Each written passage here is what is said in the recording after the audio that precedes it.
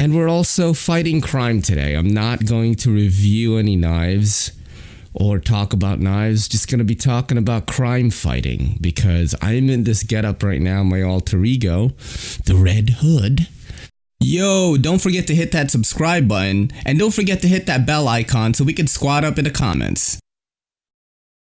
Notorious EDC, which is a great freaking name, by the way, you know. Shout out to Biggie Smalls. But he's a New York guy, actually, and I've never hung out with him, you know. I'm kind of afraid to hang out with knife guys. Probably not JT or Stasa or these dudes, but I just don't know a lot, man, you know. And I don't really know Notorious EDC, but yo, bro, if you want to get on the podcast, get on the podcast because we can talk about photography and knives and what it's like living as a New York City person and being into EDC. You got Sandvik steel, 12C27, G10 scales, and it's a German equivalent of D2. You know, let's talk about steels for a second, man. I don't know a lot about steels, you know. I just know that S35VN means it's probably good. D2 can get rusty. And no one wants 8CR13 MOV. Shout out to 8CR13 MOV. That is the reoccurring character on Everyday City Carry.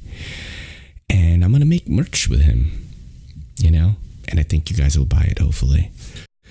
One more article. Custom Knife Factory pulls in new collaborator with Johnny Rotten. Oh, that's a cool one. I like that. The model is the Evolution. You know, I don't have any Custom Knife Factory stuff. You know what I mean? I just don't. I'm not Scrooge McDuck rich. But I remember I posted a picture. This is like last year. And then they liked my picture and then started following me on Instagram. And that felt good. I really like that. Because, you know, I'm a nobody. But yeah, the Evolution is in 3.74 inches in length, titanium handle scales, M390 blade steel. You know, it's kind of hard not to like M390, man. So I went into the bathroom, right, at the Ayla CBD shop. Shout out to Ayla CBD.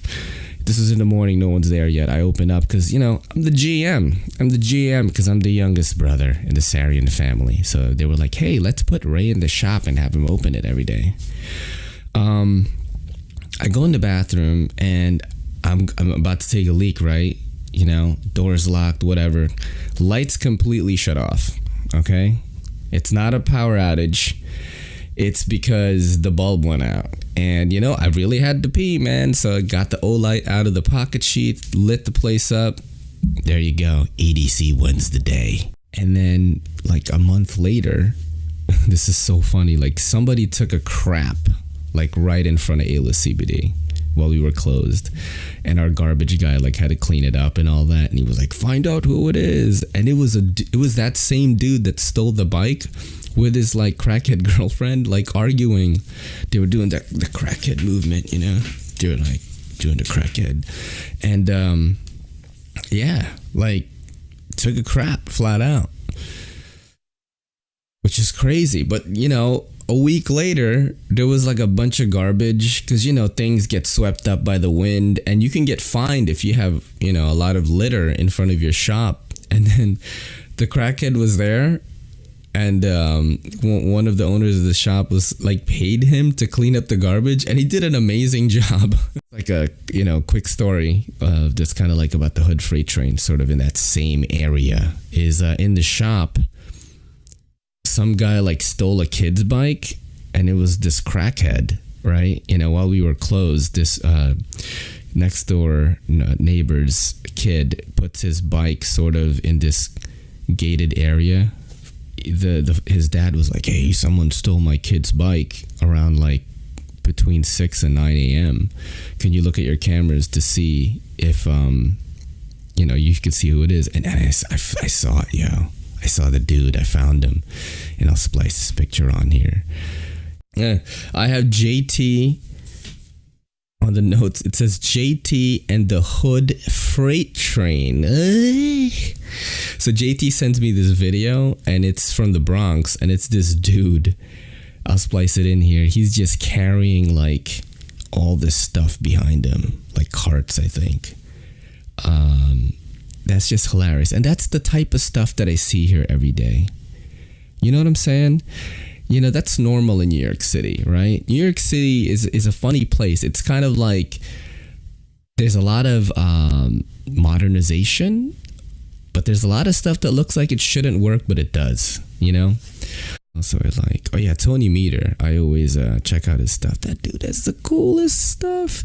He's on this like nature sort of kick, you know, where he's like looking at knives in nature. And what is this one? This is Wednesday Warncliffe. This is GT Knife Spear Tack. He has some of the most beautiful knives, man. Like really high end stuff. He slow rolled it. He didn't want to front flip it. That was funny.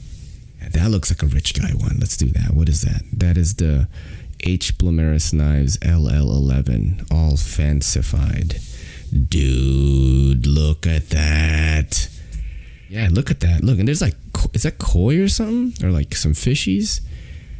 Dude, Tony Meter must live in like a mansion or something. Dude, that looks so cool.